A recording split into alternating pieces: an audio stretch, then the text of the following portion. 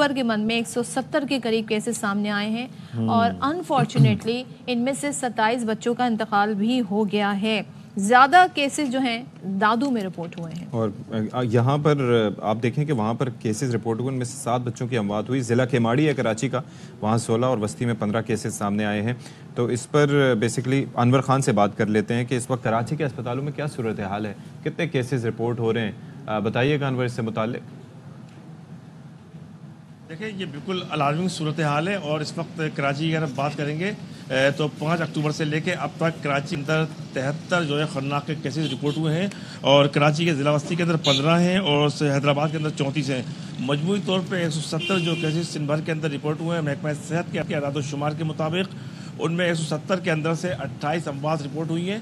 تاہم محکمہ صحت کے ماہرین ان آفیشیل یہ بتاتے ہیں کہ محکمہ صحت کے جاری کردہ جو اعداد و شمار ہیں اموات کے حوالے سے 28، تو ان کو 3 گنا کر لیا جائے. کم و بیش 100 سے زائد اموات جو ہیں وہ سامنے آئی ہیں صوبہ سندھ کے اندر اب تک خطرناک کے حوالے سے. اگر اس کی ہم بات کریں گے تو EPI پروگرام ہے محکمہ صحت کا، ویکٹر بورن ڈیزیز کے اندر یہ شامل ہوتا ہے، اور ویکٹر بورن ڈیزیز کے اندر 2 لوگوں کی ذمہ داری بنتی ہے بنیادی طور پہ محکمہ صحت کی، اور محکمہ صحت کے ساتھ ساتھ والدین کی بھی. جب محکمہ صحت کی جانب سے تشنج، کالی کھانسی اور خناق کی ویکسین موجود ہے تو والدین کی یہ پراپر ذمہ داری بنتی ہے کہ وہ اپنے بچوں کو ویکسینیٹ کروائیں. انفارچونیٹلی والدین کی جانب سے بھی ایک غیر ذمہ دارانہ طرز عمل دیکھنے میں سامنے آیا، اور یہ وہ وجوہات ہوتی ہیں کہ جو ہم معمول کی جو ویکسینیشن ہوتی ہے اس کے اوپر توجہ نہیں دیتے ہیں. آؤٹ بریک حیدرآباد کے اندر ہوا، دادو کے اندر ہوا، اور ساتھ ساتھ سندھ کے جو مختلف علاقے ہیں وہاں بھی یہ صورتحال سامنے آئی ہے. مجموعی طور پر اگر مختصر بات کر لیں پاکستان کے تناظر کے اندر، تو پنجاب کے اندر بھی خطرناک کا آؤٹ بریک سامنے آیا. تاہم صوبہ سندھ کے اندر جو صورتحال ہے اس اعتبار سے صوبائی وزیر صحت سے جو ہماری گفتگو ہوئی تھی تو ان کا کہنا یہ تھا کہ وہ اس بات کا بھی اعتراف کرتی ہیں کہ EPI پروگرام بر وقت اپنی مؤثر مہم کے اوپر توجہ نہ دے سکا.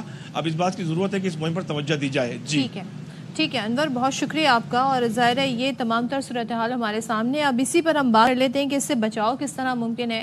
ہمارے ساتھ اسٹوڈیوز میں موجود ہیں ماہر infections diseases professor doctor Shobha Lakshmi.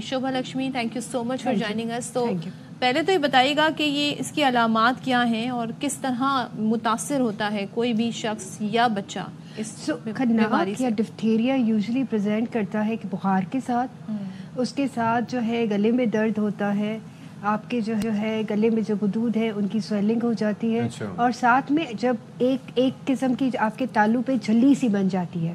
سو جو کمپلیکیشن یوزلی جس کی وجہ سے ڈیتھ ہوتی ہے وہ جو جھلی ہے وہ سانس کی نالی کو روک لیتی ہے اور پھر سانس لینے میں تکلیف ہوتی ہے. تو یہ جو ہے وہ خناق کی پریزنٹیشن ہے. تو شوبھا یہ انہوں نے ہمارے رپورٹر ہمیں بتا رہے تھے کہ ویکٹر بورن ڈیزیزز ہیں. اٹس ناٹ ویکٹر بورن نہیں ہے، یہ ڈائریکٹ کانٹیکٹ سے ہوتی ہے، یا تو ہاتھوں سے پھیلتی ہے یا پھر خناق کے مریض کے ساتھ اگر آپ 3 فٹ کے ڈسٹینس کے اندر ہو تو پھر یہ انفیکشن ایروسولز کے ذریعے بھی پھیل سکتی ہے. یہ ایروسولز کے ذریعے جس طرح سے آپ کھانسے یا چھینکیں اس طرح سے، اور آپ کے ہاتھوں سے آپ کے ڈائریکٹ کانٹیکٹ سے. اس کا اوریجن ویسے کیا ہے؟ یہ ایک قسم کا بیکٹیریا ہے.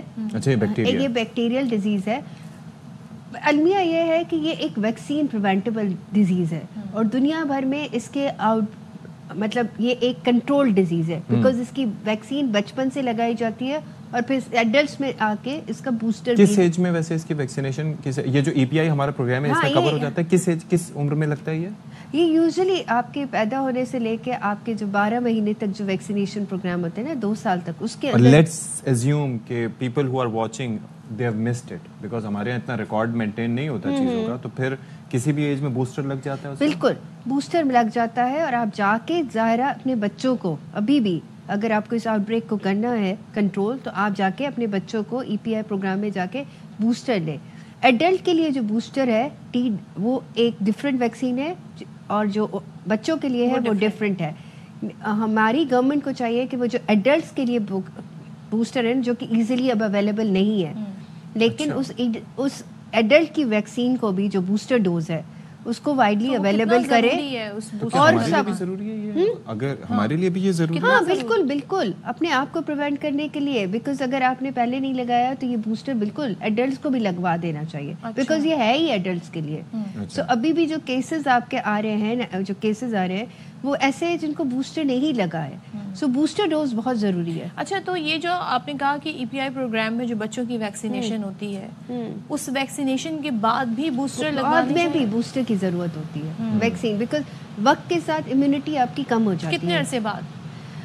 یوزلی کہتے ہیں کہ 5 سے 10 سال میں ایک بوسٹر لگنا چاہیے. اور ویسے ایج وائز کس ایج میں جا کے آپ کی امیونٹی ڈکلائن ہونا شروع ہوتی ہے, جہاں پرون ہو جاتے ہیں وائرسز کا شکار ہونے کے؟ ہاں, تو میں نے کہا نا 5 سال کے بعد آپ کی امیونٹی ایکچولی ڈیزیز نہیں, ویسے age wise I mean I am talking about a person, کسی سرٹن ایج میں جا کے آپ کی ایج میں امیونٹی لو ہونا شروع ہوتی ہے, وہ ایج کیا ہوتی ہے؟ 40 30 ایسے تو کچھ نہیں کہہ سکتے نا. اگر میں نے پریویس 10 سال میں کوئی بوسٹر نہیں لگایا ہے تو اس وقت میری امیونٹی لو ہی ہوگی ڈیزیز کے لیے.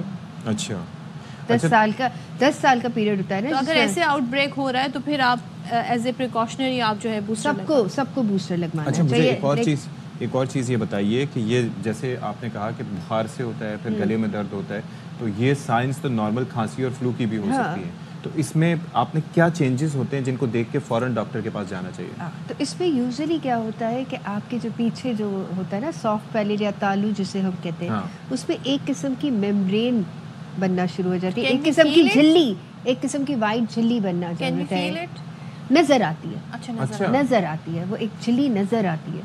تو بہتر ہے کہ اگر آپ کے بچے کو بخار ہے, کھانسی ہے, آپ اس کو فیل کریں کہ وہ 2 سے 3 دن میں بہتر نہیں ہو رہی ہے, اور اگر آپ اس کا منہ کھولے تو آپ کو ادھر اگر کوئی میمبرین نظر آ رہی ہے, ایک قسم کی جھلی نظر آ رہی ہے, تو فوراً ڈاکٹر کے پاس. درد ہے گلے میں وہ ڈفرینٹ ہوتا ہے جو ایک عام گلے کا درد. دیکھیں اس میں یوزلی کیونکہ جب جھلی بن جاتی ہے تو وہ سانس کی نالی کو ایسے بلاک کر دیتی ہے, تو سانس کی تکلیف یوزلی زیادہ ہونے لگتی ہے. تالو کے اوپر کلر سفید, ایک قسم کی گرے وائٹ قسم کی میمبرین قسم کی ہوتی ہے, ایک بالکل نظر آتی ہے وہ آپ کی.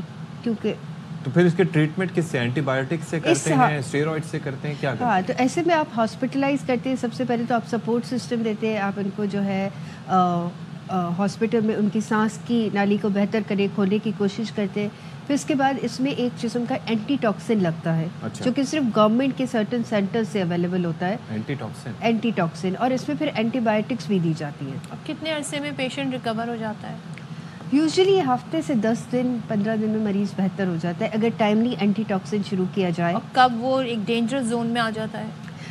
جیسے 30% کیسز ڈفتھیریا کے فیٹل ہوتے ہیں. 30%. اسی لیے دیکھیں نا ہم کتنے کیسز مورٹیلٹی دیکھ رہے ہیں. سو 30% فیٹل ہوتے ہیں. Are there any stages to it, شوبھا؟ کیونکہ آپ یہ دیکھیے کہ پیشنٹ لے کے آئے تو ظاہر ہے کہ اس کے اندر جھلی لیٹ سے کہ بن چکی ہے, تو پھر اس کے اندر ڈیتھ انفلیمیشن اگر کنٹرول کر لیا آپ نے, اینٹی ٹاکسن لگا دیا, تو پھر تو اس کو سروائیو کرنا چاہیے. ہاں, لیکن اس کے ساتھ ڈفتھیریا ایک ایسا جراثیم ہے جو کہ پھر آپ کی دل کی دھڑکن کو بھی افیکٹ کرتا ہے, دل کے جو مسلز ہیں اس کو بھی افیکٹ کرتا ہے. تو بہت سارے لوگ اس فیز سے جس میں آپ نے میمبرین کو کنٹرول کر لیا اور اینٹی بایوٹکس سے آپ نے جو ہے وہ سانس کی جو تکلیف ہے اس کو کنٹرول کر لیا, لیکن کبھی کبھی کیا ہوتا ہے یہ دل کے مسلز کو افیکٹ کرتا ہے اور دل کی دھڑکن بے ترتیب ہو جاتی ہے. تو بہت دفعہ کیسز جو ہے وہ ڈیتھ جو ہوتی ہے وہ جو ڈیلیڈ فیز جسے ہم کہتے ہیں, جس میں سے جا کے دل کے مسل کو افیکٹ کیا اور اس پہ پھر دل کی دھڑکن بے ترتیب ہو گئی اور اس پہ ڈیتھ ہو گئی, جسے ہم کہتے ہیں بایوکارڈائٹس. آن سیٹ آف سمٹمز سے لے کے جھلی بننے تک کا مرحلہ کتنے دن پہ ہوئی؟ 2 to 5 days کے ڈیزیز آپ کو ہوئی, ایکسپوجر ہوا, اس کے 2 to 5 days میں یہ. اچھا, ویسے بچوں کو کب چیک کرتے ہیں آپ کے گلے میں جھلی بن رہی ہے نہیں جن؟ Doctor can check that. آپ خود بھی گھر پہ دیکھیں, اگر بچہ روشنی مار کے آپ دیکھ اکثر مائیں ہمارے بچپن میں ہم دیکھتے تھے نا, نانی دادی بھی پیچھے جا کے دیکھتی تھی گلا. سو ایک ہی آپ نے کرنا ہے کہ اگر بچے کا بخار 2 سے 3 دن میں بہتر نہیں ہو رہا, اس کا ورسن ہو رہا جا رہا ہے, آپ منہ کھول کے اس کے پیچھے دیکھ لیں کہ اس کے کوئی جھلی تو نہیں بن رہی, یا ادھر سے آپ ہاتھ لگا کے دیکھیں گے تو آپ کو کوئی گدود تو فیل نہیں ہو رہی. لمف نوڈ جسے گدود یا لمف نوڈ. بخار تیز ہوگا, تیز نوعیت کا ہوگا, یا 100 101 102 تک آپ کا بخار جا سکتا ہے. اور نگلنے میں بھی پرابلم, نگلنے میں اگر بچہ کہہ رہا ہے کہ میں کھا نہیں سک رہا ہوں, آپ نگل نہیں سک رہا ہوں, مجھے تکلیف ہو رہی ہے, تو ایسے دیکھیں وہ ٹانسلائٹس بھی ہو سکتا ہے, سمپل ٹانسلائٹس بھی ہو سکتا ہے, بٹ اور وہ آپ کی جو ہے وہ ڈفتھیریا بھی ہو سکتا ہے. لیکن بس پریکاشن تو بہت ضروری ہے. اور سب سے پہلے جو میرا میسج ہوگا جو عوام کو, کہ بھائی آپ اپنے بچوں کو جا کے اگر ان کو بوسٹر نہیں لگا ہے تو جا کے بوسٹر لگا لے, یہ لازمی ہے. گورنمنٹ کو بھی چلڈرن اور ایڈلٹس کے لیے بوسٹر ویکسین کی ماس کیمپین چلانی چاہیے، بیکاز جب تک یہ ماس کیمپین نہیں ہوگی نا آپ اس کو کنٹرول نہیں کر سکتے اور اویئرنیس بھی نہیں آئی. اور دوسرا ایک اور میسج یہ ہے کہ اگر گھر والوں کو لگتا ہے، کسی کو لگتا ہے کہ مجھے خناق کے بچے کے ساتھ ایکسپوجر ہوا ہے، تو اس میں ہم ایک اینٹی بایوٹک شارٹ ڈیوریشن کے لیے دیتے ہیں جسے ہم کہتے ہیں پروفائلیکسس اینٹی بایوٹک. تو اگر آپ کو لگتا ہے کہ گھر میں کسی کا خناق کے بچے کے ساتھ ایکسپوجر ہوا ہے تو وہ ڈاکٹر کے پاس جائے. ڈاکٹر آپ کو تھوڑے عرصے کے لیے اگر بوسٹر ویکسین نہیں ہے تو پروفائلیکٹک اینٹی بایوٹک دے گا. اگر آپ کا ایکسپوجر ہوا ہے تو پروفائلیکٹک اینٹی بایوٹک جو دیتے ہیں کچھ عرصے کے لیے وہ بھی آپ کو ڈیزیز سے پریونٹ کریں. چلیں جی، thank you so much. Doctor Shobha Lakshmi ہمارے ساتھ تھیں اور زبردست انہوں نے بڑے اچھے سے ایکسپلین کیا، انفارمیشن ہمیں دی، اور اس وقت کتنی ضرورت ہے احتیاط کرنے کی اس کا انہوں نے اس پر کافی فوکس کیا. کچھ اپڈیٹس ہیں وہ شیئر کر لیتے ہیں. اور